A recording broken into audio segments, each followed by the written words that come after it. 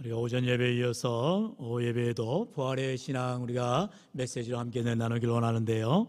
함께 말씀에 나눌 제목은 엠마오에서 예루살렘으로, 엠마오에서 예루살렘으로란 말씀의 제목입니다. 우리에게 부활 신앙이라는 것은 기독교 신앙 가운데 가장 중요한 신앙이지요. 이러한 부활 신앙을 통하여서 우리가 기독교 신앙을 가장 가치 있게 만들어주는 것입니다. 그렇기 때문에 우리가 부활주의를 맞아서 특별히 정말로 내 안에 부활 신앙이 어떠한가 한번 점검하시고 정말 예수 그리스도의 부활이 나의 부활이 되어질 수 있도록 오늘도 부활 신앙으로 무장하여 주님과 함께 영생복락의 기쁨의 삶을 누리시기를 주님을 간절히 축원합니다. 할렐루야. 이렇게 아멘이 힘이 없으십니까? 오늘 밥도 드셨다는데, 맛있는 밥도 드셨다는데, 구경도 못한 사람 앞에서 힘없이 말하시면 안 됩니다. 할렐루야. 사랑하는 성도 여러분, 우리에게 부활이 없다면 정말로 우리의 신앙이 헛것이요 아무런 의미가 없는 삶이 될 수밖에 없어요.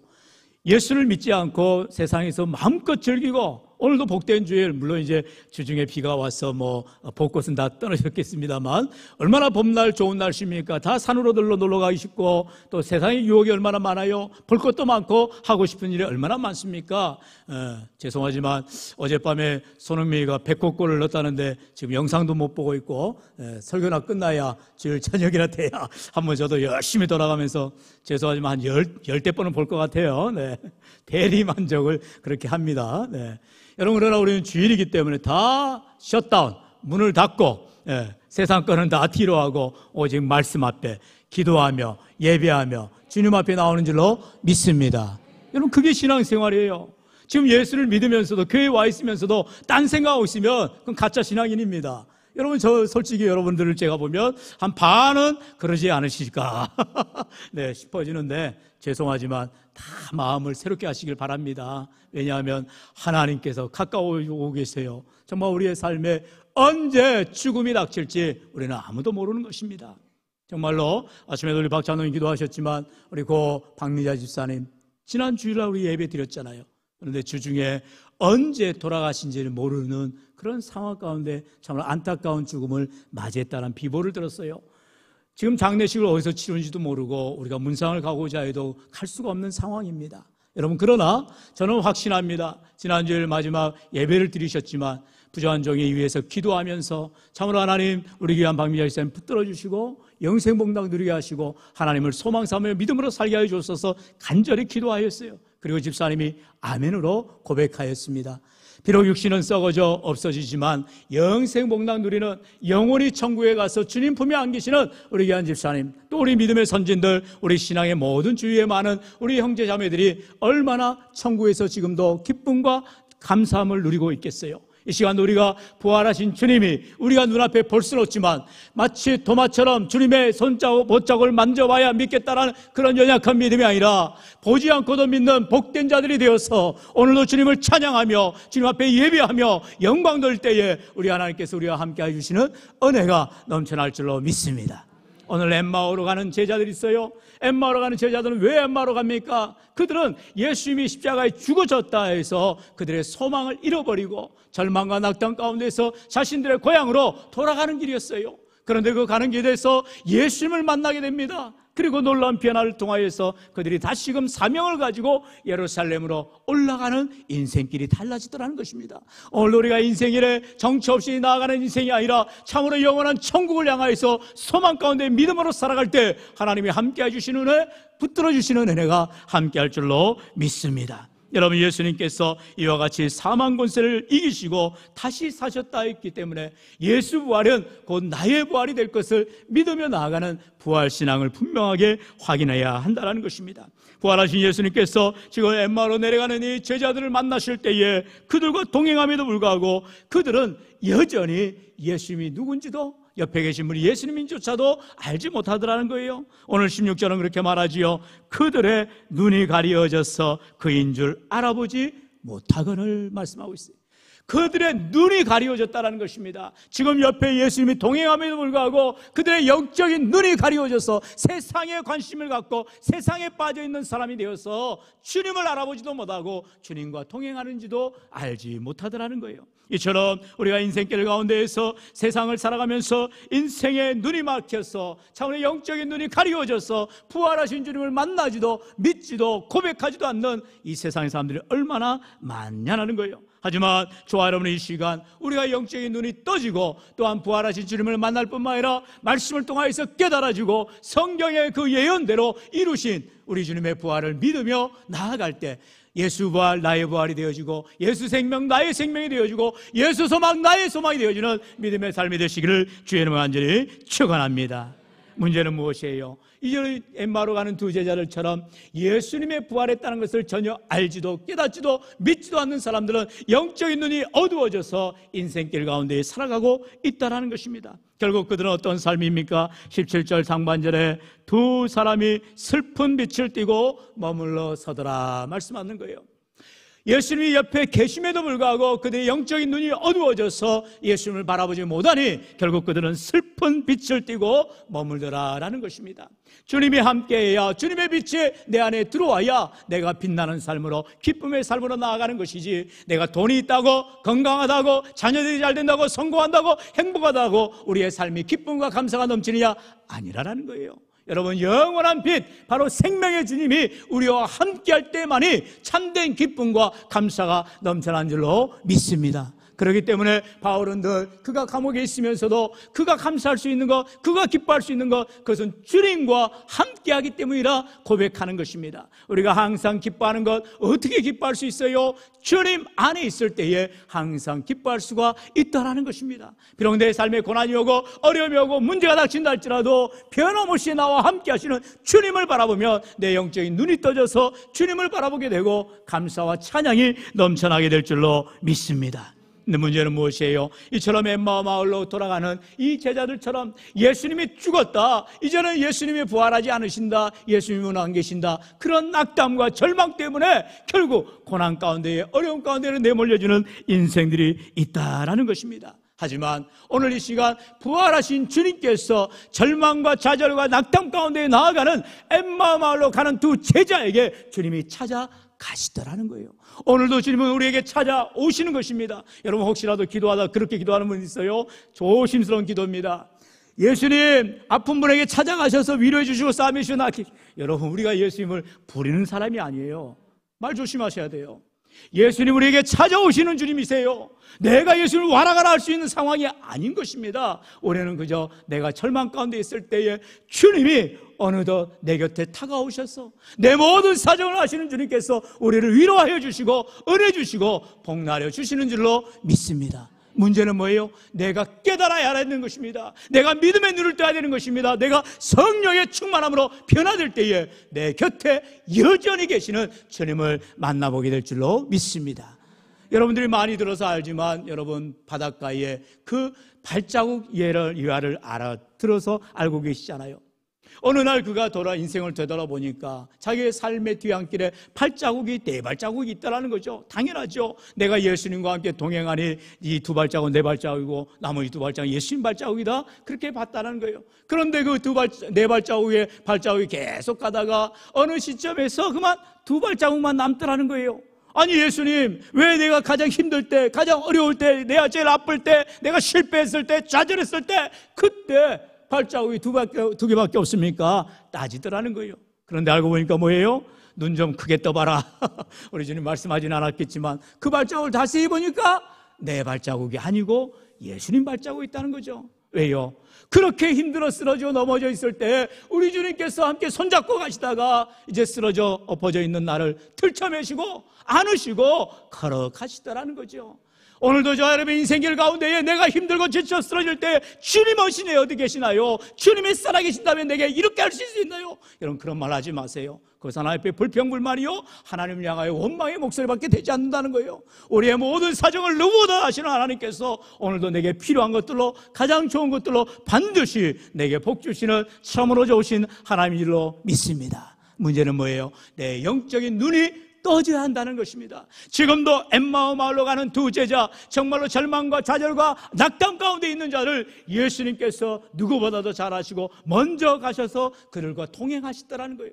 그들이 예수님을 찾지도 않았어요. 주님의 도움을 구하지도 않았어요. 그들은 어깨가 축 처진 대로 자신들의 고향으로 돌아가는 길이었어요. 이제는 앞으로 어떻게 살 것인가? 예수님은 돌아가셨는데 내 인생이 막막하구나, 이렇게 절망하면서 나아가는 인생에 예수님이 어느덧 내 곁에 다가오셔서 함께 가고 계시다라는 것이죠. 그럴 때에 그들의 눈이 떠져야 한다는 것입니다. 그리고 나서 그들은요, 본문 이후에 21절의 상반절에 보면은 우리는 이 사람이 이스라엘을 속량할 자라고 바라노라. 이제 드디어 예수님에 대한 잘못된 신앙을 고백하고 있어요. 이스라엘을 속량할 자, 다시 말하면 이스라엘의 해방자로 그들이 믿었다라는 거예요. 여러분, 예수님을 그저 내게 복 주시는 분으로만 알지 마세요. 예수님은 나의 구원자가 되시고 나의 주님이 되어주시고 나의 참된 하나님이 되신 줄로 믿습니다. 우리의 모든 것 되시는 하나님이세요. 그렇기 때문에 어련히 내가 원하는 것보다 더 좋은 것들을 하나님은 알고 계시다라는 거죠. 그런데요, 우리가 원하는 때마다 주시는 하나님은 아니세요. 왜 그럴까요? 당연하죠. 어린아이가 예를 들어서 아빠 나에게 좋은 것 좀 줘, 그러면서 1,000,000원 줘, 1억 줘 하면 아버지가 주겠어요? 택도 없죠. 예. 강도가 와서 뺏어가기가 바쁘고 그 아이가 생명이 어떻게 될지도 모르는데 주겠습니까? 당연히 안 주죠. 하나님께 우리가 구하는 것들이 때로는 내 욕심 때문에, 때로는 내 원하는 거야 해서 기도할 때가 너무나 많아요. 심지어 그렇게 기도도 합니다. 하나님, 내가 11조 많이 하게 해주세요. 여러분, 잘못된 기도입니다. 그 안에는 11조를 많이 하겠다는 선한 마음보다도 11조를 많이 한다는 건 뭐예요? 내가 돈 많이 벌게 해달라는 소리예요. 그것을 우리가 마치 포장해서 11조 많이 하게 해주세요라고 말할 때가 있다는 거예요. 여러분, 안 되는 겁니다. 하나님께서는 우리의 마음을 누구보다 잘 아세요. 그렇기 때문에 내 형편과 환경 가운데서 지금 내가 감사하지 않고, 지금 내가 11조 생활하지 않고, 지금 내가 헌신하지 않는데 언감생신 언제 하나님 앞에 헌신하고 봉사할 수 있겠어요? 지금 나의 믿음을 보시고 하나님이 은혜를 주시는 것입니다. 안 되어도 해야 될 때가 있어요. 할 수 없어도 해야 될 때가 있어요. 그게 믿음으로 감당해야 한다는 것입니다. 오늘 너의 말을 향하여 참으로 절망 가운데 나아가는 자들에게 예수님은 소망의 주님이 되어주셔서 그들과 함께하여 주시며 다시금 믿음을 허락하여 주시다라는 것입니다. 27절에 말씀하지요. 우리 27절 한번 같이 읽어볼까요? 시작. 이에 모세와 모든 선지자의 글로 시작하여 모든 성경에 쓴 바 자기에 관한 것을 자세히 설명하시니라. 아멘. 이미 이 제자들은 정말 이름을 말하진 않죠. 그러나 그들이 제자라고 분명히 말하고 있어요. 그렇다면 예수님에 대해서 누구보다 잘 아는 사람들입니다. 그리고 말씀을 잘 알던 자들일 거예요. 그런데 예수님께서 이들에게 모세와 모든 선지자의 글로 시작해서 모든 성경에 자기에 대한, 바로 예수님에 대한 이야기를 자세히 설명하시더라는 거죠.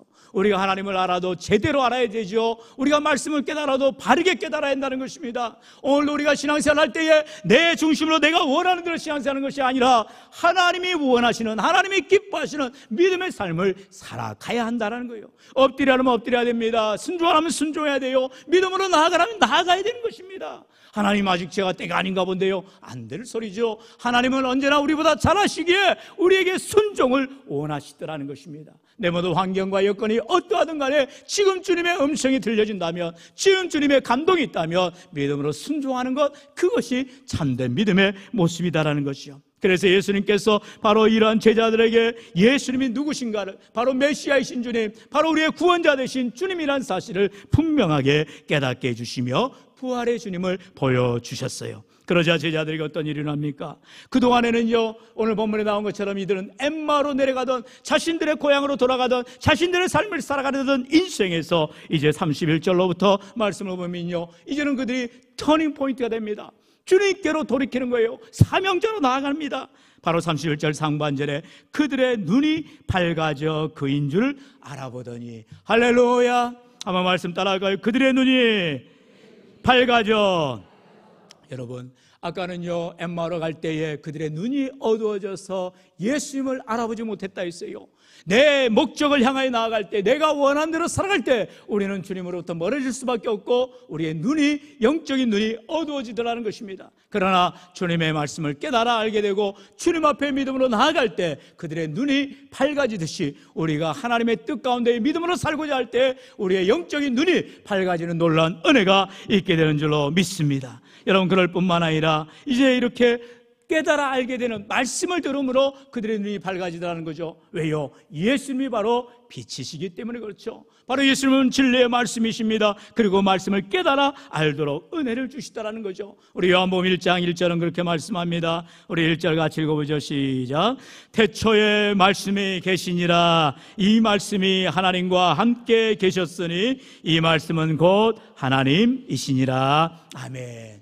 지금 여기에서 말씀하는 이 말씀, 이제 헬라 언어로 로고스죠. 이 로고스가 바로 예수님이신 거죠. 태초에 말씀이 계시니라. 여러분, 태초에 삼위일체 하나님이 계셨는데 그 하나님께서 바로 예수 그리스도는 말씀으로 계셨다는 것이죠. 바로 하나님께서 말씀으로 천지를 창조하시듯이 예수님을 통하여서 천지에 놀라운 역사가 일어나게 하셨다는 거죠. 이 말씀이 하나님과 함께 계셨다는 것입니다. 그러므로 예수님은 말씀이시요 말씀의 진리가 우리 안에 거할 때에 우리가 눈이 밝아지고 주의 말씀을 깨달아 알게 되더라는 것입니다. 이제 14절은 그렇게 말합니다. 말씀이 육신이 되어 우리 가운데 거하심에 우리가 그의 영광을 보니 아버지의 독생자의 영광이요 은혜와 진리가 충만하더라. 할렐루야. 성경 분명히 말합니다. 그 태초에 계셨던 말씀이 이제 육신이 되었다는 것이죠. 바로 도성인신이죠. 하나님의 말씀이 인간의 몸을 입었다는 것이죠. 이 땅 가운데 오신 예수님, 육신의 몸을 입으셔서 참으로 우리의 모든 죄를 위하여 십자가에 대신 짊어져 죽으신 것이던 거죠. 그러므로 말미암아 우리를 위하여서 하나님께 모든 사명, 십자가의 사명을 감당하신 주님 때문에 우리가 기쁨의 삶, 감사의 삶으로 나아가게 되더라는 것입니다.